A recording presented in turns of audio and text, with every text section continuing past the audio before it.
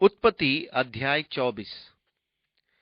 इब्राहिम अब वृद्ध हो गया था और उसकी आयु बहुत थी, और यहोवा ने उन सब बातों में उसको आशीष दी थी। सो इब्राहिम ने अपने दास से, जो उसके घर में पुरनिया और उसकी सारी संपत्ति पर अधिकारी था, कहा, अपना हाथ मेरी जांघ के नीचे रख।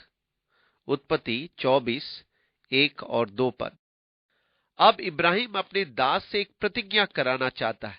वो अपने दास से अटल वाचा बांधना चाहता है। इब्राहिम के पहले सेवक का नाम एलिएजर था। वो तो एक लंबे समय से इब्राहिम का सेवा कर रहा था। अब समय के दृष्टिकोण से देखें तो एलिएजर भी बूढ़े होकर मर चुका होगा, परंतु चूंकि पवित्र शास्त्र में उसके लिए पुरनिया शब्द का उपयोग किया गया, इसलिए संभावना यही है कि एलिएजर वही पुराना सेवक है जिसका नाम का अर्थ परमेश्वर मेरी सहायता है। उसके नाम के अर्थ से ये कहानी और भी दिलचस्प बन जाता है, क्योंकि एलिएजर अपनी स्वामी इब्राहिम के पुत्र के लिए दुल्हन पाने के लिए दूर देश को जाता है।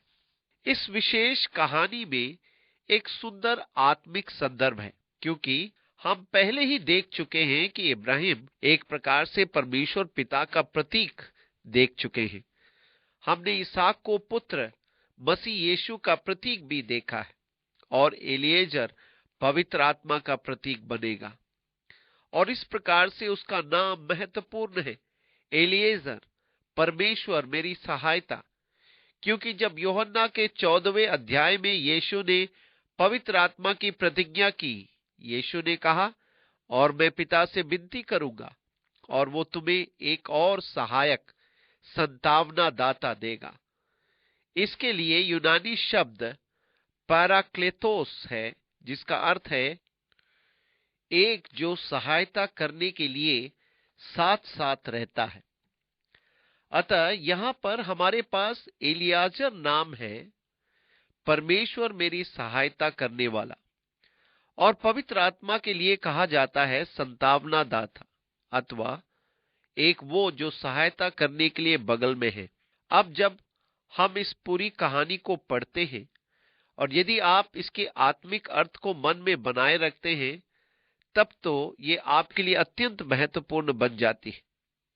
और इसमें संदेह नहीं कि पवित्र आत्मा आप पर प्रेरणा की विशेष बातों को प्रकट करेगा। जब आप अचानक से वास्तविक तस्वीर को देखते हैं कि पिता पवित्र आत्मा को यहूदी राज्य से दूर देश को, यहूदी परिमंडल से बाहर यीशु मसीह के लिए दुल्हन लाने को भेजता है, और फिर दुल्हन को चलने के लिए पवित्र आत्मा द्वारा तैयार एवं कायल किए जाने का कार्य दिखाई देता है। और इसलिए यदि आप 24वें अध्याय का अध्ययन करते समय इस बात को मन में रखेंगे, तब जैसा मैं विश्वास करता हूं, आप पवित्र शास्त्र में उस तस्वीर को देखेंगे जिसे परमेश्वर इस विशेष कहानी के माध्यम से हमें दिखाना चाहता है। अतः इब्राहिम ने अपने दास से कहा कि शपथ खा कि वो उन जातियों में से उसके पुत्र के लिए दुल्हन नहीं लाएगा जिनके बीच में वो रह रहे थे, परंतु वो वापस इब्राहिम के पैतृक घर को जाएं और उसके पुत्र के लिए दुल्हन लाए। इसलिए जब हम आगे बढ़ते हैं, और मुझसे आकाश और पृथ्वी के परमेश्वर यहोवा की इस विषय में शपथ खा कि तू मेरे पुत्र के लिए कनानियों की लड़कियों में से, जिनके बीच में रहता हूं, किसी को ना लाएगा, परंतु तू मेरे देश में मेरे ही कुटुंबियों के पास जाकर मेरे पुत्र इसहाक के लिए एक पत्नी ले आएगा।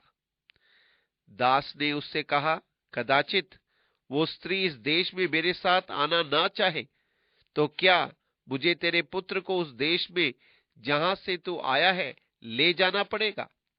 इब्राहिम ने उससे कहा, चौकस रह, मेरे पुत्र को वहां कभी न ले जाना। स्वर्ग का परमेश्वर यहोवा, जिसने मुझे मेरे पिता के घर से और मेरे जन्मभूमि से ले आकर मुझसे शपथ खाई और कहा कि मैं ये देश तेरे वंश को दूंगा, वही अपना दूत तेरे आगे आगे भेजेगा कि तू मेरे पुत्र के लिए वहां से एक स्त्री ले आए। और यदि वो स्त्री तेरे साथ आना ना चाहे, तब तो तू मेरी इस शपथ से छूट जाएगा, पर मेरे पुत्र को वहां ना ले जाना। तब उस दास ने अपने स्वामी इब्राहिम की जांघ के नीचे अपने हाथ रखकर उससे ये विषय की शपथ खाई। उत्पत्ति 24:3-9 पद। वो दास इब्राहिम द्वारा दिए गए निर्देशों को स्पष्ट रीति से समझना चाहता था। फिर ये तो उसका कर्तव्य था। उसे इब्राहिम के अपने पुत्र इसहाक के लिए दुल्हन लाने हेतु इब्राहिम द्वारा कार्यभार सौंपा जा रहा था। इसलिए दास चाहता था कि उसे स्पष्ट कर दिया जाए कि किस प्रकार से इसहाक की पत्नी को चुनना है,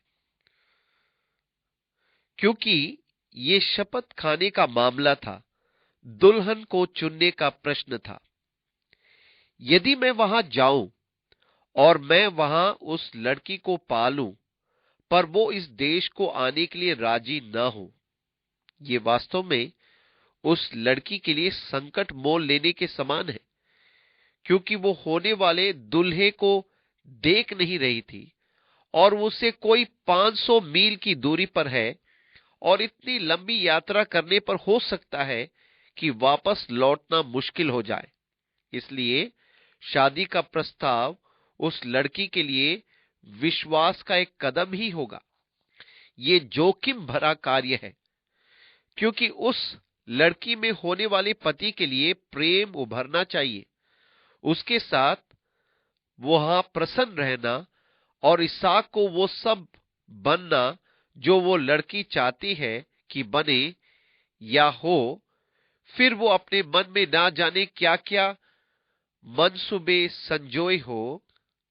इतनी दूर जाना, बाप रे, अपने पिता, घर के माहौल को छोड़ना, उन वस्तुओं को खरीदना जो हो सकता है कि यहां ना हो, आखिर वो लड़की है।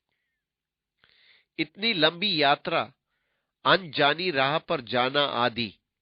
दास के मन में कई तरह के प्रश्न थे। उसने तमाम कठिनाइयों पर दृष्टिपात किया होगा। यदि वो लड़की न आना चाहे, और यहां इब्राहिम है जिसने परमेश्वर में विश्वास किया, उसमें पूरा आत्मविश्वास भरा था, इसलिए उसने दास से कहा, प्रभु का दूत तेरे आगे आगे जाकर सब कुछ ठीक करेगा। परंतु सबसे बड़ी आज्ञा ये थी, इसहाक को वहां मत ले जाना। ये वो देश है जिसकी प्रतिज्ञा परमेश्वर ने की थी। इब्राहिम को इस बात का विश्वास है और इसहाक को वापस हारान के देश जाने की आवश्यकता नहीं। और यदि वो लड़की न आना चाहे, तो जो शपथ दास ने उसे खाई थी, उससे वो मुक्त हो जाएगा। और वो वाचा एक पवित्र प्रकार का शपथ या भरोसा बन गई थी। ये कुछ ऐसी प्रतिज्ञा थी जिसे दृढ़ निश्चय के साथ पूरा किया जाना था। इसलिए वो दास शपथ या वाचा बांधने से पहले अपनी शंकाओं का निराकरण कर लेना चाहता था कि वो असल में क्या प्रतिज्ञा करने जा रहा था। वो शपथ की शर्तों को ठीक से समझना चाह रहा था। इब्राहिम ने उस लड़की के संबंध में स्पष्टीकरण दिया कि यदि वो ना आना चाहे तो तू अपनी शपथ से छूट जाएगा। और इस प्रकार इब्राहिम ने दास से वाचा बांधी कि वो जाकर स्वामी के पुत्र के लिए दुल्हन लाए। तब वो दास अपने स्वामी की ऊंटों में से 10 ऊंट छांटकर उसके सब उत्तम पदार्थों में से कुछ कुछ लेकर चला और मेसोपोटामिया में नाहोर के नगर के पास पहुंचा। और उसने ऊंटों को नगर के बाहर एक कुएं के पास बैठाया। वो संध्या का समय था, जिस समय स्त्रियां जल भरने के लिए निकलती हैं। उत्पत्ति 24:10-11। तब उसने प्रार्थना की। सो वो कहने लगा, हे मेरे स्वामी इब्राहिम के परमेश्वर यहोवा, आज मेरे कार्य को सिद्ध कर और मेरे स्वामी इब्राहिम पर करुणा कर। देख, मैं जल के इस सोते के पास खड़ा हूं और नगर वासियों की बेटियां जल भरने के लिए निकली आती हैं, सो ऐसा होने दे कि जिस कन्या से मैं कहूं अपना घड़ा मेरी ओर झुका कि मैं पीऊं, और वो कहे ले पी ले, पीछे मैं तेरे ऊंटों को भी पिलाऊंगी, सो वही हो जिसे तूने अपने दास इसहाक के लिए ठहराया हो। इस रीति से मैं जान लूंगा कि तूने मेरे स्वामी पर करुणा की है। उत्पत्ति 24:12-14 पद। इस प्रकार इब्राहिम का दास एक प्रकार से परमेश्वर के साथ बोलते हुए चिन्ह की मांग कर रहा है, उसकी कृपा दृष्टि पाना चाहता है, वो भी एक छोटी सी बात रखकर। प्रभु, मैं नहीं जानता कि वो लड़की कहां होगी, अब आप ही इस स्थान पर किसी को चुनकर मेरे सामने ले आए। अब चूंकि मैं नहीं जानता कि आपने किस कन्या को चुना है, इसलिए इस बारे में एक सौदा करें। जब लड़कियां यहां पानी भरने को आए, तब मैं उनके पास जाकर कहूंगा, मुझे पानी पिला। यदि उनमें से एक मुझे पानी पिलाए और मेरे प्रश्न के उत्तर में ये कहे, ले पी ले, पीछे मैं तेरे ऊंटों को भी पिलाऊंगी, तो प्रभु होने दे कि यही लड़की आपने चुनी है, यही उसके चुने जाने का चिन्ह ठहरे। जब वो ये कहती है, तब मैं जान लूंगा कि यही वो दुल्हन है जिसे आपने चुना है। और इस प्रकार वो कुछ शर्तें रख रहा है कि इस मामले में परमेश्वर की इच्छा को जान सके। अब ये रोचक प्रतीत होता है। कभी कभी ऐसा लगता है कि हमारी प्रार्थनाओं के उत्तर मिलने में एक लंबा समय लग रहा है। इब्राहिम पुत्र प्राप्ति होने के पूर्व एक लंबे समय तक प्रार्थना करता रहा था। कभी कभी हमारी प्रार्थनाओं के उत्तर तुरंत मिल जाते हैं, परंतु ऐसा क्यों होता है कि कभी कभी तो प्रार्थना के उत्तर तुरंत मिल जाते हैं और कभी कभी ऐसा लगता है कि परमेश्वर हमारी सुन ही नहीं रहा है और हमारी प्रार्थनाओं के उत्तर प्राप्त होने में एक लंबा समय लग जाता है। मुझे तो इससे यही समझ में आता है कि सब कुछ पर परमेश्वर का नियंत्रण है। देखिए, यदि सब कुछ मेरे नियंत्रण में होता तो मैं अपनी सब प्रार्थनाओं का उत्तर तुरंत दे देता, परंतु ये सच्चाई की कई मामलों में परमेश्वर प्रतीक्षा करता है। मुझे ये समझाती है कि मुझ में उस काम को करने की क्षमता नहीं है। ये तो परमेश्वर के हाथ में है और मेरे जीवन के सब मामलों पर और उन मामलों की समय सीमा पर भी उसका नियंत्रण है। और मैंने पाया है कि मेरे लिए ये अति उत्तम है कि मेरे जीवन की सब बातों पर परमेश्वर का नियंत्रण हो, क्योंकि ऐसी बहुत सी बातें हैं जिन्हें मैंने परमेश्वर से मांगी थी और बाद में उनके लिए मुझे कहना पड़ा था, प्रभु वो जून 24 की विनती को निरस्त कर दे। यदि ये ठीक हो तो इस एक निवेदन को भूल जा। मुझे उसका उत्तर नहीं चाहिए, क्योंकि जब मैं सड़क में नीचे गया तब मुझे लगा कि मुझे उसकी आवश्यकता नहीं, अथवा ये मेरे लिए लाभदायक नहीं है। मैं देखता हूं कि ये कहां नुकसानदायक हो सकता है। इसलिए मैंने पहले जो आदेश प्रभु को दिए थे कि ये करना या वो करना, उसमें से वो उस निवेदन को निरस्त समझे। परमेश्वर नियंत्रण रखता है। ये अति उत्तम है कि परमेश्वर नियंत्रण रखता है, अन्यथा हमसे तो सब गड़बड़ हो जाता। मैं विश्वास करता हूं कि प्रत्येक ठीक बात जिसके लिए आपने कभी प्रार्थनाएं की है, परमेश्वर उसे आपकी प्रार्थना करने से पहले ही देने का इरादा रखता है। और मैं विश्वास करता हूं कि आपकी प्रार्थना ने परमेश्वर के लिए द्वार खोला कि वो वस्तु आपको मिल जाए, क्योंकि वो तो उसे आपको देने के लिए पहले ही से इरादा रखता था।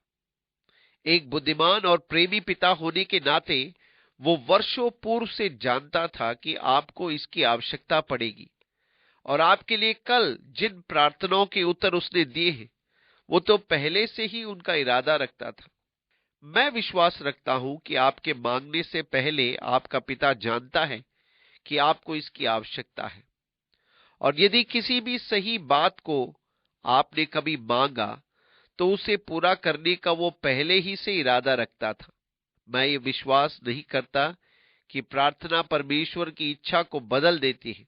परमेश्वर के प्रति मेरी ये धारणा बिल्कुल नहीं है कि मैं परमेश्वर से तर्क वितर्क करने लगूं और अपनी बात मनवाने के लिए उस पर जोर डालूं और तर्क का इस्तेमाल अपनी उत्साहवर्धक प्रार्थना में करके परमेश्वर का मन बदलने का प्रयास करूं। मैं इस बात पर विश्वास नहीं करता। मैं तो ये विश्वास करता हूं कि प्रत्येक अच्छी बात या वस्तु जिसे मैंने परमेश्वर से मांगी उसे देने के लिए वो तो पहले से इरादा किए हुए था, अर्थात मेरे मांगने से पहले। यीशु ने कहा, यदि हम उसकी इच्छा के अनुसार कुछ मांगे तो वो हमारी सुनता है। पहला यूहन्ना 5:4। और यदि वो हमारी सुनता है तब हमने उस विनती का उत्तर पा लिया है जिससे हमने उससे मांगा था। आप कहते हैं, ओह, पर कुछ अति सुंदर प्रतिज्ञाएं हैं। जो कुछ तुम मेरे नाम से मांगोगे वही मैं करूंगा कि पुत्र के द्वारा पिता की महिमा हो। यूहन्ना 14:13। अभी तक तुमने मेरे नाम से कुछ नहीं मांगा। मांगो कि पा सको, कि तुम्हारा आनंद पूरा हो जाए।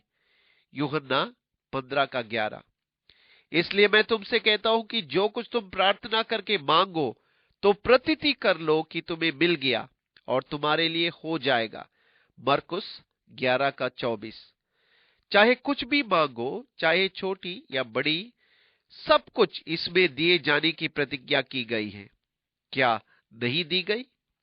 मैं आपसे पूछना चाहता हूं, जब यीशु ने ये कहा था तब वो किससे बात कर रहा था? क्या वो भीड़ से बातें कर रहा था?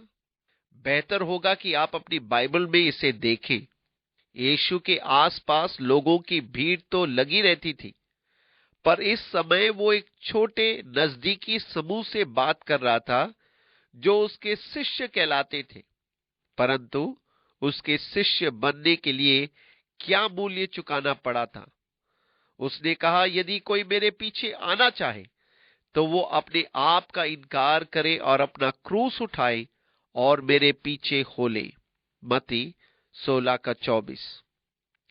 इन पदों के ऊपर आप लिख लें कि वो केवल उन व्यक्तियों के विषय में बात कर रहा है जिन्होंने पहले ही अपने आप का इनकार किया और अपना क्रूस उठाकर उसके पीछे चल रहे हैं। वे स्वयं अपने जीवन में पहले ही उसके पास आ चुके हैं। वे अपनी महिमा पाने की और नहीं देख रहे हैं, या अपने ही भले के लिए या कल्याण के लिए या लाभ पाने की ओर नहीं देख रहे हैं। वे तो अब केवल यीशु मसीह को महिमा देने की ओर देख रहे हैं। उन्होंने अपने आप का पूर्ण समर्पण किया है और उसके लिए अपने जीवन को भी दे दिया है, और ये ऐसा ही व्यक्ति के लिए है। और जो कुछ तुम मांगोगे, क्योंकि वे वही मांगेंगे जिससे परमेश्वर प्रसन्न होता है और स्वयं करना चाहता है। अतः आप इन पदों का दुरुपयोग नहीं कर सकते हैं कि उन्हें आम विश्वासी के लिए दर्शाए। ये विशेष प्रतिज्ञाएं विशेष लोगों के लिए है। इस प्रकार उस सेवक ने प्रार्थना की और परमेश्वर के साथ ये एक छोटा प्रबंध किया।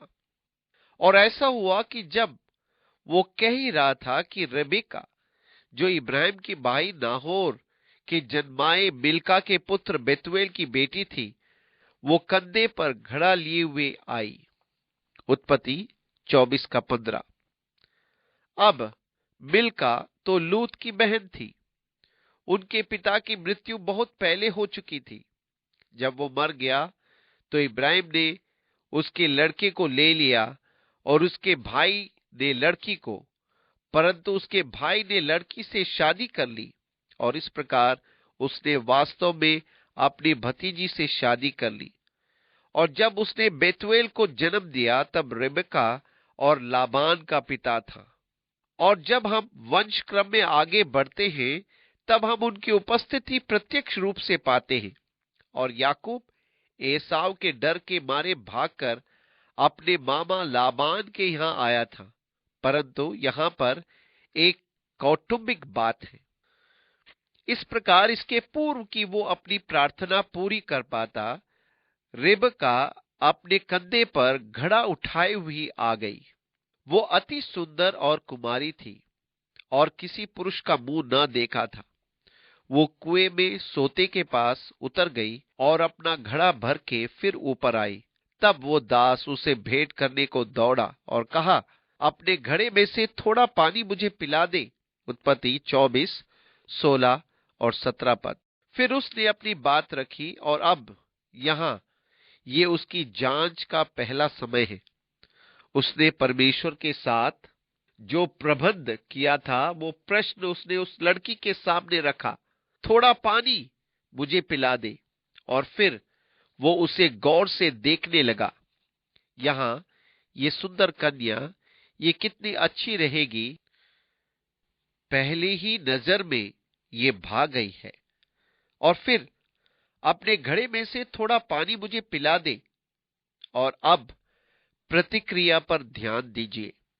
उसने कहा, हे मेरे प्रभु, ले पी ले। और उसने जल्दी से घड़ा उतारकर हाथ में लिए उसको पिला दिया। जब वो उसको पिला चुकी, तब कहा, मैं तेरे ऊंटों के लिए भी तब तक पानी भर भर लाऊंगी जब तक वे पी न चुके।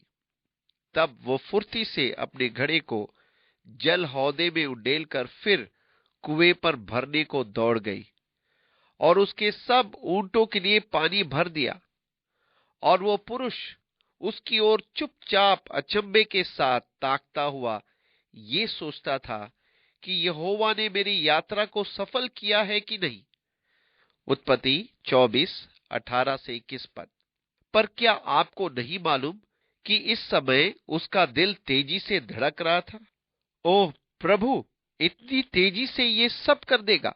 जब उसने उसको देखा तो सोचने लगा, सच में वो बहुत ही सुंदर है। ओह, क्या ये वही लड़की हो सकती है? परंतु वो शांत रहा और वो तो फट पड़ना चाहता था, पर अपने आप को संभाला। उसने उसे सोने का नथ पहनाया।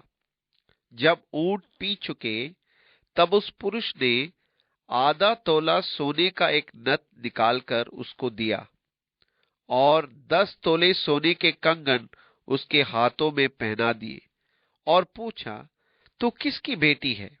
ये मुझको बता दे। उत्पत्ति 24, 22 और 23 पद। ये प्रश्न नंबर 2 है। ये अंधेरे में तीर मारने जैसा है। तेरा पिता कौन है? तो किसकी बेटी है? वो निश्चित करना चाह रहा था। क्या तेरे पिता के घर में हमारे टिकने के लिए स्थान है? उसने उत्तर दिया, मैं तो नाहोर के जन्माए मिल्का के पुत्र बेतुएल की बेटी हूं। फिर उसने उससे कहा, हमारे यहाँ पुआल और चारा बहुत है और टिकने के लिए स्थान भी है। तब उस पुरुष ने सिर झुकाकर यहोवा को दंडवत करके कहा। उत्पत्ति 24, 23 से 26 पद। तीर निशाने पर जा लगा। मुझे निश्चय है कि उसका हृदय उत्तेजना और आशा से भर गया होगा और उसने यहोवा की आराधना की। धन्य है मेरे स्वामी इब्राहिम का परमेश्वर यहोवा, जिसने अपनी करुणा और सच्चाई को मेरे स्वामी पर से हटा नहीं लिया। उत्पत्ति 24 का 27। इस प्रकार इब्राहिम के प्रति भलाई दिखाने के लिए वो यहोवा को धन्य कह रहा है।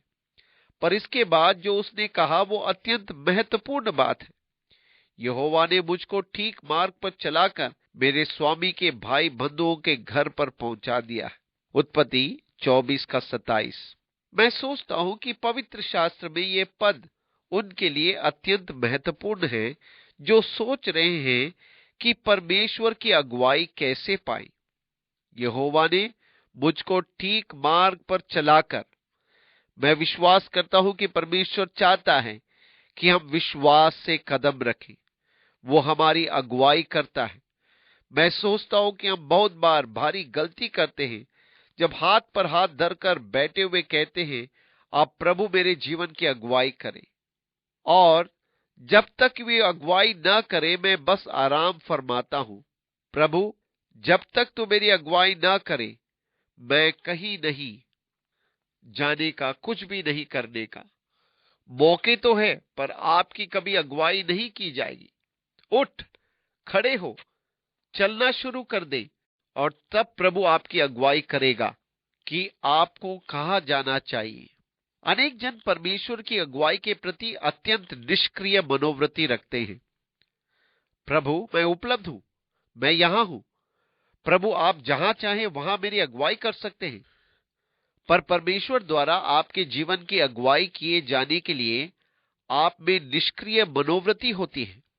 हमें ठीक इस दास के समान कहने की आवश्यकता है, जिसने विश्वास में यात्रा आरंभ की थी, और अब जब वो एक बहुत लंबी यात्रा करके गंतव्य स्थान पर पहुंचा तो कहा, यहोवा ने मुझको ठीक मार्ग पे चलाया।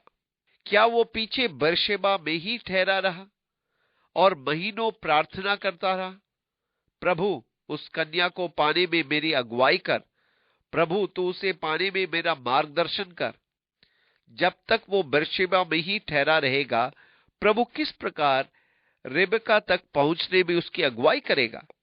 उसे तो निकलकर जाना होगा, उसे जाना ही होगा। जब वो गया, तब प्रभु ने सही दिशा में अगुवाई की। प्रभु ने जिस ढंग से मेरी अगुवाई की, ठीक उस समय मैं मार्ग में था। मैं सोचता था कि परमेश्वर की अगुवाई पाने में हमारी एक गलती है, वो ये कि हम परमेश्वर से अपेक्षा करते हैं कि वो पहले से पूरी तस्वीर हमारे सामने रख दे कि हमें क्या करना है। समरिया में फिलिपुस एक महान आत्म जागृति के बीच में था। बहुत से लोग विश्वास कर रहे थे और प्रभु की ओर फिर रहे थे, और प्रभु ने कहा, फिलिपुस, इस स्थान से गजा के रेगिस्तान इलाके में जा। अब प्रभु तो आपसे पूरी बात नहीं कहेगा, वो तो सिर्फ बोलेगा जा, और आप कहेंगे, प्रभु ठीक है, लेकिन आप क्यों चाहते हैं कि मैं जाऊं? प्रभु, क्या आप सच में चाहते हैं कि मैं वहां जाऊं? क्या आप निश्चित रूप से मुझे वहां भेजना चाहते हैं? प्रभु, आप मुझसे क्या करवाना चाहते हैं कि मैं करूं? आप मुझसे वहां क्या कराना चाहते हैं? प्रभु, आप तो जानते हैं कि यहां इतनी अच्छी आत्म जागृति चल रही है, और फिर यहां बहुत लोग हैं। फिर आप क्या चाहते हैं प्रभु कि मैं वहां जाकर करूं? हम परमेश्वर से चाहते हैं कि वो हमें पूरी तस्वीर बनाकर दे, परंतु परमेश्वर हमेशा ही हमें पूरी तस्वीर बनाकर नहीं देता कि ये कर या वो कर। कभी कभी वो हमें एक समय पर एक कदम उठाने को कहता है, और आप तब तक दूसरा कदम नहीं रख सकते जब तक कि पहला कदम ना उठाएं। परमेश्वर आपको दूसरे कदम का निर्देश क्यों दे, यदि आपने पहला कदम ही ना उठाया हो? अतः फिलिपुस समरिया छोड़कर वहां दूर गाजा के मार्ग पर गया, और जब वो गाजा के मार्ग पर चला जा रहा था, तब उसने इथियोपिया की ओर जाते हुए एक रथ देखा, और प्रभु ने कहा, दौड़ और उस रथ के साथ हो ले। ठीक, हे प्रभु, मुझे उस रथ के पास भेजकर आप क्या कराना चाहते हैं? मैं क्यों जाकर रथ के साथ दौड़ूं? नहीं, कोई प्रश्न नहीं। वो गया और दौड़ते दौड़ते रथ के पास पहुंचा। आप जाने, परमेश्वर एक समय पर एक कदम चलने की अगुवाई करता है, परंतु जब मैं मार्ग ही में हूं, प्रभु ने मेरी अगुवाई की। यदि मैंने पहले कदम ही न उठाया होता, तब दूसरे कदम के लिए मेरी अगुवाई नहीं की जाती। मैंने पूरे विश्वास के साथ पहला कदम उठाया था, और जब मैं मार्ग पर चला जा रहा हूं, तब परमेश्वर मेरे चलने में मेरी अगुवाई करेगा। जब मैं मार्ग ही में हूं, तब प्रभु मेरी अगुवाई करता है। मुझे ये वाक्य, ये कहां जाना बड़ा प्रिय लगता है, क्योंकि इसी तरह तो परमेश्वर अगुवाई करता है। जब जब हम अगला कदम उठाते हैं, वो हमारी अगुवाई करता चलेगा। जब हम प्रभु के निर्देशों का पालन करते हुए विश्वास में बाहर निकल पड़ते हैं, तब आगे भी परमेश्वर हमारी अगुवाई करेगा। यहोवा ने मुझको ठीक मार्ग पर चलाकर मेरे स्वामी के भाई बंधुओं के घर में पहुंचा दिया है। वाह, इसके बारे में आप क्या सोचते हैं? 500 मील दूर और ठीक नाक के सीध में प्रभु ने मुझे मेरे स्वामी के भाई बंधुओं के घर तक पहुंचाने में मेरी अगुवाई की है। मार्ग में बहुत से कुएं मिले होंगे जहां पर उसे पानी पीने और ऊंटों को पानी पिलाने के लिए ठहरना पड़ा होगा, परंतु परमेश्वर इन सब के बाद भी उसे सही स्थान पर, सही कुएं पर ले आया था। बहुत सी कुंवारियां, जवान लड़कियां पानी भरने के लिए आ रही हैं, परंतु उसका ठीक उसी समय पर पहुंचना मायने रखता है। 500 मील की यात्रा करने के बाद ऐसे कुएं पर ठहरना जहां सबसे पहले रेबेका कुएं पर आती है, कैसी बड़ी सफलता। और उस कन्या ने दौड़कर अपनी माता के घर में यह सारा वृत्तांत कह सुनाया। उत्पत्ति 24 का 28। वो दौड़कर घर गई और कहा, वहां कुएं के पास एक पुरुष आया है और उसके साथ नौकर चाकर है और 10 ऊंट है, और देखो उसने मुझे सोने की ये नथ पहनाई और दोनों हाथ में ये सोने के मोटे मोटे कंगन पहनाए। वो बड़ा भला व्यक्ति जान पड़ता है। तब लाबान, जो रिबेका का भाई था, बाहर कुएं के निकट उस पुरुष के पास दौड़ गया। उत्पत्ति 24 का 29। अब जैसे कि बाद में आप इस कहानी में चलते देखेंगे कि लाबान एक लोभी प्रकार का व्यक्ति था, और जिस बात ने वास्तव में उसे आकर्षित किया था वो रेबेका की सोना के कंगन थे। इसलिए उसने सोचा कि ये तो सच में बड़ा कृपालु और अच्छा पुरुष होगा, और वो दौड़कर कुएं पर आया। महाशय, उस कन्या को तो आपने सोने के कंगन दिए, ऐसा ही कुछ मुझे भी दीजिए। पर यहां ऐसी बात नहीं थी।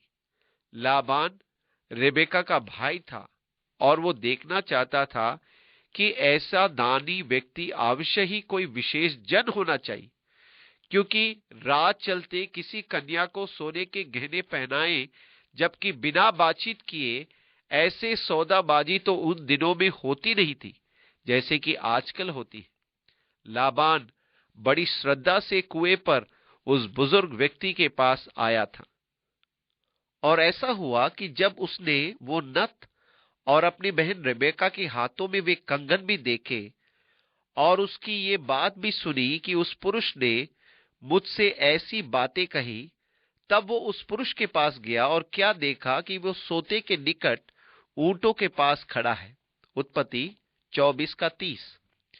इसलिए इब्राहिम का वो दास कुएं के पास ही उत्सुकता से ठहरा रहा कि देखे कि रेबेका को देखकर उसके घर के लोगों की क्या प्रतिक्रिया होती है।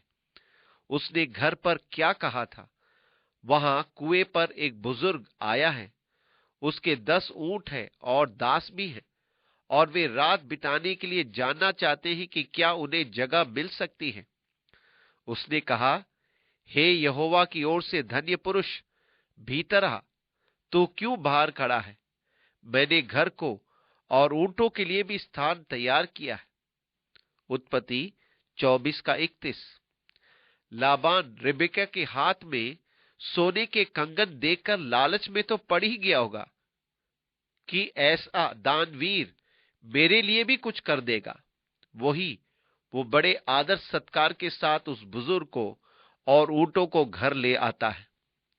इस पर वो पुरुष घर में आया और लाबान ने ऊंटों की काठियां खोलकर उन्हें पुआल और चारा दिया और उसके साथियों के पांव धोने को जल दिया। तब इब्राहिम के दास के आगे जलपान के लिए कुछ रखा गया, पर उसने कहा, जब तक अपना प्रयोजन न कह दूं तब तक कुछ न खाऊंगा। लाबान ने कहा, कह दे। तब उसने कहा, मैं तो इब्राहिम का दास हूं, यहोवा ने मेरे स्वामी को बड़ी आशीष दी है, सो वो महान पुरुष हो गया है, और उसने उसको भेड़ बकरी, गाय बैल, सोना रुपया, दास दासियां, ऊंट और गधे दिए हैं। और मेरे स्वामी की पत्नी सारा की बुढ़ापे में उसे एक पुत्र उत्पन्न हुआ है, और उस पुत्र को इब्राहिम ने अपना सब कुछ दे दिया है। उत्पत्ति 24:32 से 36 पद। और अब हम पवित्र आत्मा को और उसकी मध्यस्थता को देखना आरंभ करते हैं। इस समय वो यीशु मसीह के लिए दुल्हन को लाने के लिए खोज में लगा है, और पवित्र आत्मा हमें स्वर्गीय राज्य के धन, परमेश्वर के राज्य के वैभव के बारे में समझा देता है। और वचन में हम स्वर्ग की महिमा, सोने की सड़कों, मोतियों के फाटक, बहुमूल्य पत्थरों की दीवारें, अति सुंदर नदी जिसके दोनों ओर फलदायी वृक्ष, पानी के जैसे स्वच्छ सोते और जीवन के जल के जीवित जल के बारे में पढ़ते हैं। पवित्र आत्मा परमेश्वर के राज्य की महिमा है।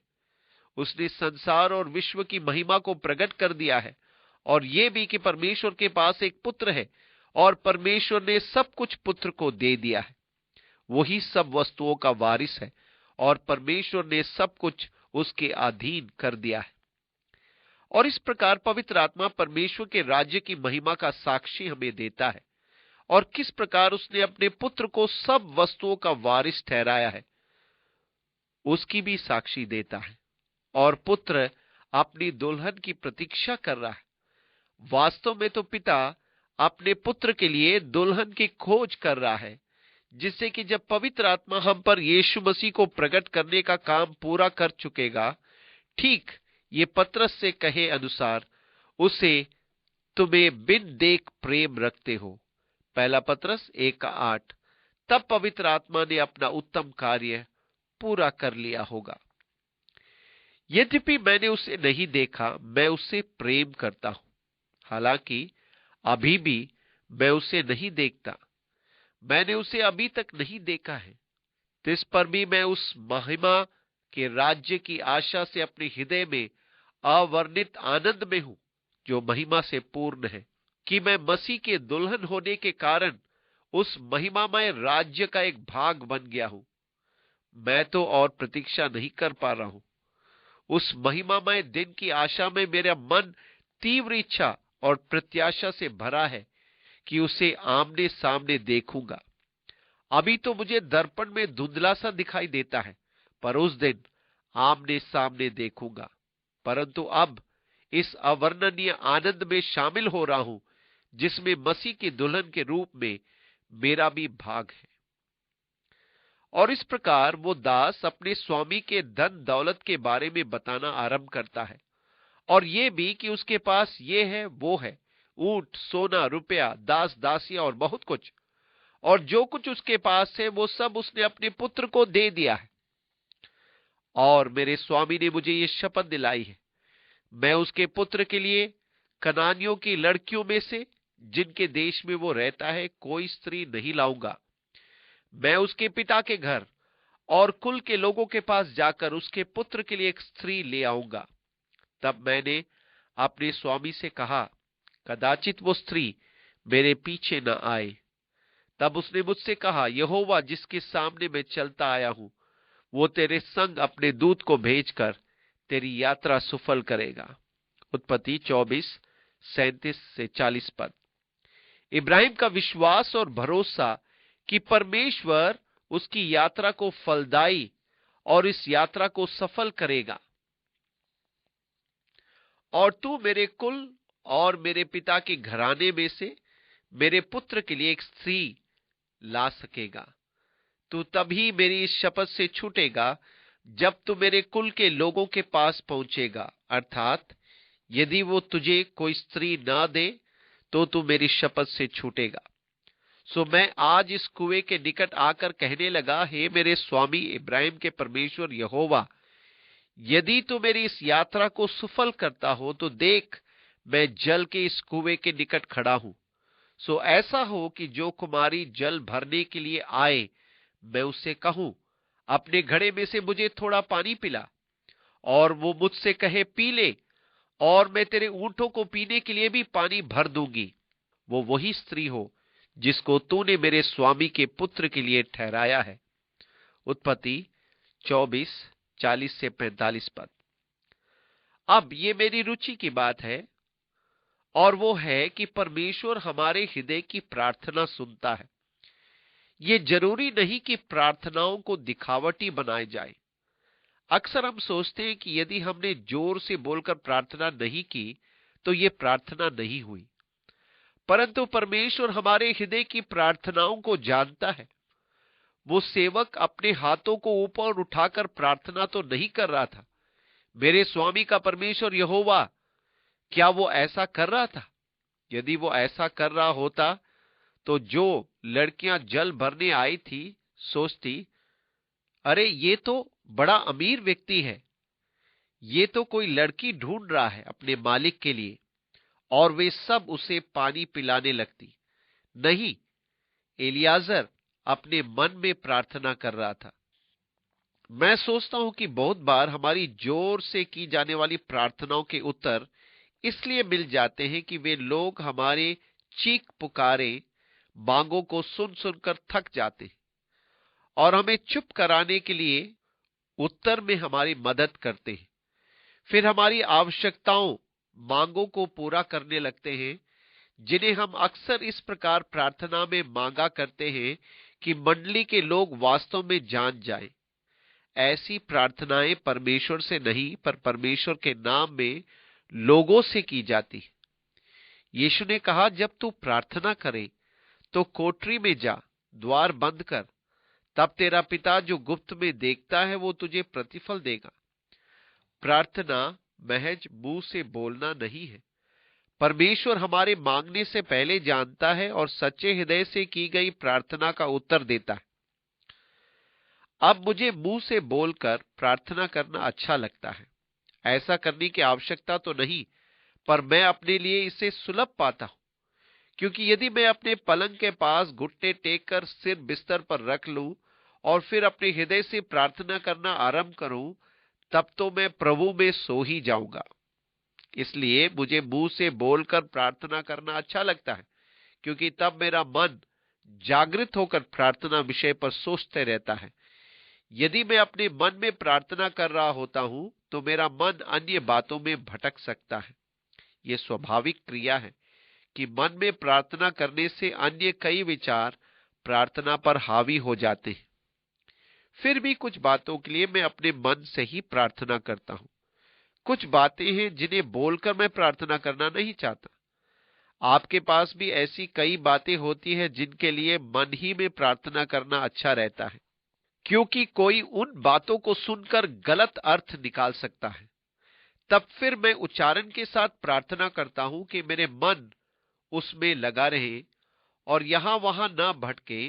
परमेश्वर के साथ बातचीत में दिल का मिलना आवश्यक है। फिर चाहे तो आप मन में प्रार्थना करें या बोलकर प्रार्थना करें, परमेश्वर हमारे मन की पुकार को जानता है। सच्चे हृदय से की गई प्रार्थना परमेश्वर सुनता है, चाहे कहीं भी क्यों न की जाए। अब इब्राहिम के दास पर लौटे। वो मन ही मन प्रार्थना कर रहा था ये बोलकर, पर वो सच्चे हृदय से प्रार्थना कर रहा था, हे मेरे स्वामी इब्राहिम के परमेश्वर यहोवा, आज मेरे कार्य को सिद्ध कर और मेरे स्वामी इब्राहिम पर करुणा कर। पद 45 में मैं मन ही मन ये कह ही रहा था कि देख, रिबेका कंधे पर घड़ा ली हुई निकल आई। फिर वो सोते के पास उतर के भरने लगी और मैंने उससे कहा, मुझे पिला दे। और उसने फुर्ती से अपने घड़े को कंधे पर से उतार के कहा, ले पी ले, पीछे मैं तेरे ऊंटों को भी पिलाऊंगी। सो मैंने पी लिया और उसने ऊंटों को भी पिला दिया। तब मैंने उससे पूछा कि तू किसकी बेटी है? उसने कहा, मैं तो नाहोर के जन्माए मिल्का के पुत्र बेतुएल की बेटी हूं। तब मैंने उसकी नाक में वो नथ। उत्पत्ति 24:45 से 47 पद। ये एक बहुत निकटवर्ती और महत्वपूर्ण कार्य का वर्णन है। उसकी नाक में नथ और उसके हाथों में कंगन पहना दिए। ये वही कर सकता है जो लड़की का बहुत निकट का रिश्तेदार हो। ये उसे दुल्हन चुनने या दुल्हन बनाने के लिए अलग किए जाने के रूप में किया जाता है, एक पवित्र कार्य के रूप में कि अब ये कन्या हमारी है। और उसके हाथों में वे कंगन पहना दिए। फिर मैंने सिर झुकाकर यहोवा को दंडवत किया और अपने स्वामी इब्राहिम के परमेश्वर यहोवा को धन्य कहा, क्योंकि उसने मुझे ठीक मार्ग से पहुंचाया कि मैं अपने स्वामी के पुत्र के लिए उसके कुटुंबी की पुत्री को ले जाऊं। इसलिए अब यदि तुम मेरे स्वामी के साथ कृपा और सच्चाई का व्यवहार करना चाहते हो तो मुझसे कहो, और यदि नहीं चाहते हो तो भी मुझसे कह दो, ताकि मैं दाहिनी ओर या बाईं ओर फिर जाऊं। उत्पत्ति 24:47 से 49 पद। अब देखो, मैंने तो अपनी सारी बातें और यात्रा का उद्देश्य बता दिया। अब तुम ही बताओ कि तुम रिबेका को मेरे साथ भेजना चाहते हो या नहीं। ये सवाल जटिल है। 500 मील दूर इब्राहिम का पुत्र इसहाक कैसा होगा? यात्रा में क्या होगा? ना जाने वो रेबेका को पसंद करे या ना करे, उसे प्रेम करेगा या नहीं। लड़की जात है, इतनी दूर भेजना, हम तो उसका मुख देखने से तरस जाएंगे। कई बातें शादी ब्याह में उठती हैं, पर जब विवाह बंधन में बंधने में परमेश्वर की सहमति जुड़ी हो तो फिर बात कुछ और ही होती है। तब लाबान और बेतुएल ने उत्तर दिया, ये बात यहोवा की ओर से हुई है, सो हम लोग तुझसे ना तो भला कह सकते ना बुरा। देख, रेबेका तेरे सामने है। उत्पत्ति 24:50 और 51 पद। दूसरे शब्दों में हम क्या कह सकते हैं? ये तो स्पष्ट रूप से परमेश्वर की ओर से है। परमेश्वर के प्रबंध अनूठे, सुंदर, फलदायक और हाँ में होते हैं। देख, रेबेका तेरे सामने है, उसको ले जा, और वो यहोवा के वचन के अनुसार तेरे स्वामी के पुत्र की पत्नी हो जाए। उनकी ये बात सुनकर इब्राहिम के दास ने भूमि पर गिर के यहोवा को दंडवत किया। फिर उस दास ने सोने और रुपए के गहने और वस्त्र निकालकर रेबेका को दिया, और उसके भाई और माता को भी उसने अनमोल अनमोल वस्तुएं दी। तब उसने अपनी संगी जनों समेत भोजन किया और रात वहीं बिताई। उसने तड़के उठकर कहा, मुझको अपने स्वामी के पास जाने के लिए विदा करो। उत्पत्ति 24:51 से 54 पद। अब आप ध्यान दें कि जो ही विवाह की बात पक्की हुई, त्यों ही उस दास ने बहुमूल्य भेंटें निकाली। जैसे ही रबिका ने हां में हां भरी, वैसे ही उसने सोने रुपए के सुंदर गहने, वस्त्र और तमाम तरह की भेंटें उनको देने लगा, मानो भेंटों से लाद दिया। जैसे कि हम अपने जीवन यीशु मसीह को समर्पित करते हैं, पवित्र आत्मा हमें आत्मा के महिमामय वरदानों से भरने लगता है। वो हमें शांति, आनंद, प्रेम की भेंटें देना आरंभ कर देता है, सामर्थ के वरदान देता है, और वो हमें विशेष रूप से कार्य करना आरंभ कर देता है। सवेरा होता ही वो विनती करता है, मुझे अपने स्वामी के पास जाने के लिए विदा कर। रिबिका का भाई और माता ने कहा, कन्या को हमारे पास कुछ दिन अर्थात कम से कम 10 दिन और रहने दे, फिर उसके पश्चात वो चली जाएगी। उसने उनसे कहा, यहोवा ने जो मेरी यात्रा को सफल किया है, सो तुम मुझे मत रोको। अब मुझे विदा कर दो कि मैं अपनी स्वामी के पास जाऊं। उन्होंने कहा, हम कन्या को बुलाकर पूछते हैं और देखेंगे कि वो क्या कहती है। सो उन्होंने रेबेका को बुलाकर उससे पूछा, क्या तू इस मनुष्य के संग जाएगी? उसने कहा, हां, मैं जाऊंगी। उत्पत्ति 24:55 से 58 पद। अब ये रेबेका का निर्णय था। दास तो ठीक अभी वापस अपने स्वामी इब्राहिम के पास लौट जाना चाहता था, जिससे कि बता सके कि उसकी यात्रा कितनी सफल एवं फलदायक रही थी। रेबेका का भाई और मां द्वारा उसे रोकना स्वाभाविक ही था। वे उसे विवाह में दिए जाने के लिए तो तैयार थे, पर उसके साथ कुछ दिन और रहना चाहते थे। क्या जाने फिर वे रेबेका को कभी देख पाए या नहीं। बड़ी ही असमंजस्य की स्थिति थी, और दास कह रहा था, मुझे विदा करो कि मैं रेबेका अर्थात दुल्हन को अपने साथ ले जाऊं। हम कन्या को बुलाकर पूछेंगे और देखेंगे वो क्या कहती है। क्या तो इस मनुष्य के साथ जाएगी? और उसका सीधा साधा उत्तर, हाँ मैं जाऊंगी। ठीक इसी प्रकार हमें भी परमेश्वर के परिवार का भाग होने के लिए अपनी इच्छा को स्पष्ट रूप से व्यक्त करने के रूप में करना चाहिए। इस प्रकार रेबेका स्वयं अपनी पसंद या चुनाव को बता देती है। तब उन्होंने अपनी बहन रेबेका और उसके भाई, उत्पत्ति 24 का 59 पद, प्रामाणिक रूप से वे भी धनवान थे क्योंकि रेबेके के पास अपनी सेविका थी, और इब्राहिम के दास और उसके साथी सबों को विदा किया, और उन्होंने रेबेका को आशीर्वाद दे के कहा, हे हमारी बहन, तू हजारों लाखों की आदि माता हो। उत्पत्ति 24, 59 और 60 पद। आपने देखा, वे चाहते थे कि वे करोड़ों की माता हो और तेरा वंश अपने बैरियों के नगर का अधिकारी हो। इस पर रेबका अपनी सहेलियां समेत चली और ऊंट पर चढ़ के उस पुरुष के पीछे हो ली। सो वो दास रेबेका को साथ लेकर चल दिया। इसहाक, जो दक्षिण देश में रहता था, लहरोई नामक कुएं से होकर चला आता था। उत्पत्ति 24, 60 से 62 पद। अब आपको याद होगा कि लहरोई का अर्थ उसका कुआं जो समुद्रों में रहता है। यही वो कुआं था जहां हाजिरा चिल्ला चिल्ला कर रोई थी। उसने इस कुएं को नहीं देखा था और प्यास के मारे इश्माइल मर रहा था। उसने इश्माइल को एक झाड़ी के नीचे लिटा दिया था और आप तीर चलाने की दूरी पर चली गई थी कि अपने पुत्र की मृत्यु न देखने पड़े, और वो यहोवा से चिल्ला चिल्ला कर दुहाई दे रही थी और इश्माइल झाड़ी के नीचे पड़ा था। परमेश्वर से चिल्ला चिल्ला कर रोते हुए दुहाई देना और विनती करना। और यहोवा ने कहा, तुझे क्या दुख है? और उसने कहा, आपको मालूम, मैं और मेरा बेटा प्यास से मर रहे हैं और मैं अपने पुत्र को मरते हुए नहीं देख सकती।